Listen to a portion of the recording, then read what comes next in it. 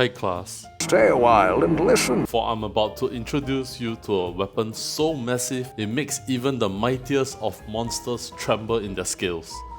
Imagine a sword so large that it doubles as a footrest during your downtime in the wild. A blade so enormous that when you swing it, you are practically doing an impromptu ballet performance.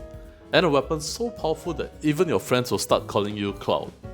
I'm Shanzi, and this is my basic greatsword guide. Tap to perform an overhead slash.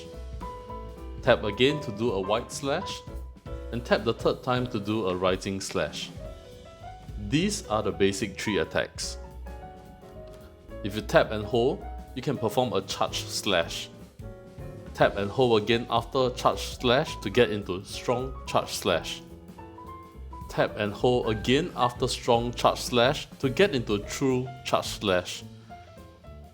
True charge slash is really what greatsword users aim for, but it is usually hard to pull off because of how long it takes you to get to this stage. Do note that there are 3 levels for charge slash and strong charge slash. This is level 1, 2, and 3. And again level 1, level 2, and level 3. For true charge slash, it goes directly into level 2 and then to level 3. If you're not too keen on tracking which level charge you're at, then just take note that whenever your hunter does that little dipping animation, it means that you are at the strongest charge. The unique move for greatsword users is the shoulder tackle move. While charging, simply flick up.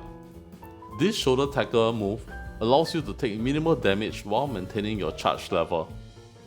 You get to move on to the next phase of charging if you were to tap and hold to charge. For example, from charge slash to strong charge slash, or from strong charge slash to true charge slash.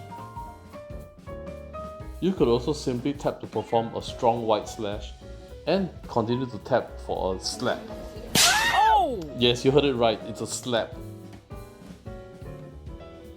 If you choose to, you can even tackle your way from the beginning all the way to true charge slash. After any of your basic 3 hit combo, you can tap and hold to start charging.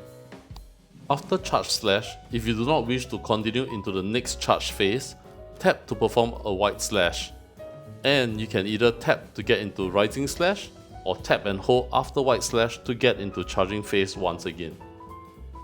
After strong charge slash, if you do not wish to get into true charge slash, you can tap to perform a strong wide slash.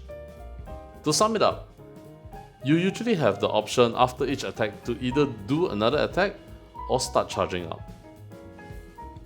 If you were to dodge right when the monster is about to hit you, you'll perform a perfect evade. At this point, you can either tap once to do a different variation of overhead slash, or tap and hold immediately to be at the second charge phase, which is strong charge slash. Greatsword's special attack is the true charge slash without all the build up. Focus helps greatsword charge faster. Resentment boosts your attack for 15 seconds after you have taken a hit. This works great if you tackle through an attack and follow up with another attack, preferably strong charge slash or true charge slash. You could even use the shoulder tackle to get the boost in attack and then go with your special attack. Unfortunately, Resentment skill is only from Black Diablo's armor at this moment, and we'll have to probably wait for another event or wait for Black Diablos to be a permanent monster. Bouquet and Jiro's greatsword seems pretty decent to start off this great journey. Bouquet for poison and Jiro's for paralysis, which also gives you the time to get to true charge slash. In early game, you can go with Bouquet Helm for focus, Leather Chest for attack, Jiro's gloves for sneak attack, and Kulu boots for crit eye. For the waist, you can go with either Bouquet or Jiro's, depending on which weapon you're using.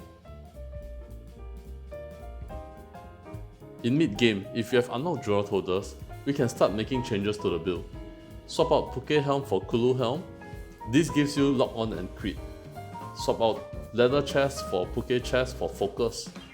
Swap out Jiro's gloves for Palumu if you want some divine blessing, or Kulu gloves for more crit. Swap out Kulu boots for Duratodas for focus. At endgame, there's a couple of builds you can go for at this moment. This build prioritizes focus skill. You can go with Poké Helm and Chest, Rathalos Waist and Jura Boots. These 4 pieces gives you a total of focus 5. Lastly, we can use Kulu gloves for the crit.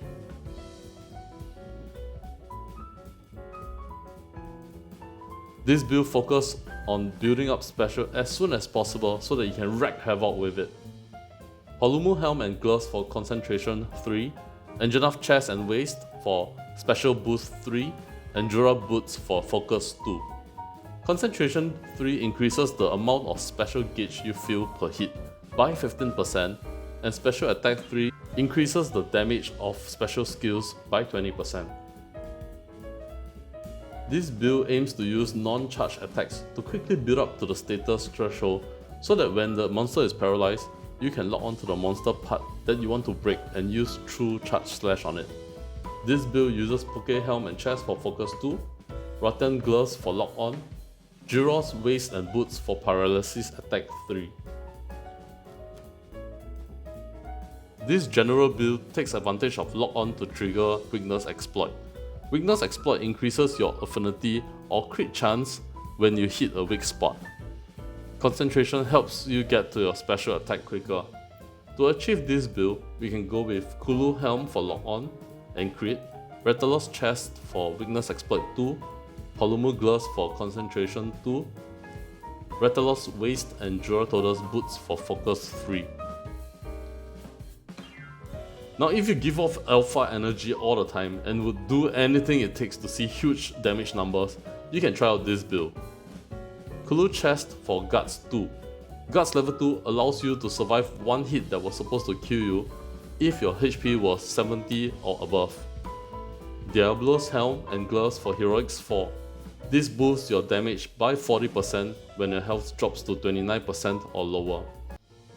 Rathalos Waist and Jura Boots for Focus 3.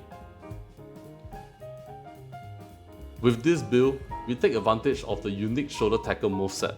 We take minimal damage during Shoulder Tackle and can achieve huge damage boost. To use this build, we can go with Black Diablo's Helm, Chest, and Gloves for Resentment 4 and Focus 1. Black Diablo's Waist for Lock On, and either Kulu Boots for Crit Eye 2 or Jura Boots for another 2 levels of Focus. This build also comes with 2 levels of Part Breaker from the helmet. You probably can't use this build yet, so come back to this video again later on when Black Diablos is available. Next, I'll do a quick recommendations for the different elements in this section because most of you would have seen this already. Just a quick recap, for elemental builds, I would always prioritize elemental attacks over other skills.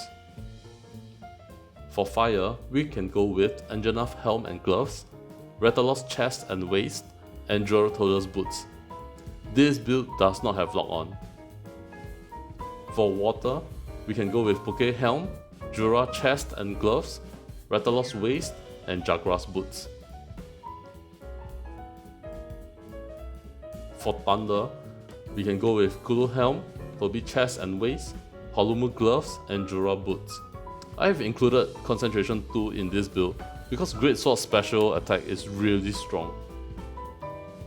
For Ice, we can go with Legiana Helm and Waist, Anjanath Chest, Palumu Gloves, and Duratoda's Boots.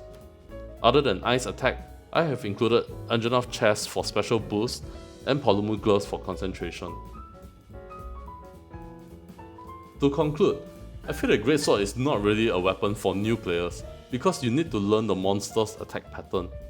You need to know when to do a charge attack and when to do just a normal attack. However, if you put in time to master it, maybe, just maybe, you can be like Greatsword and add a great to your name in game.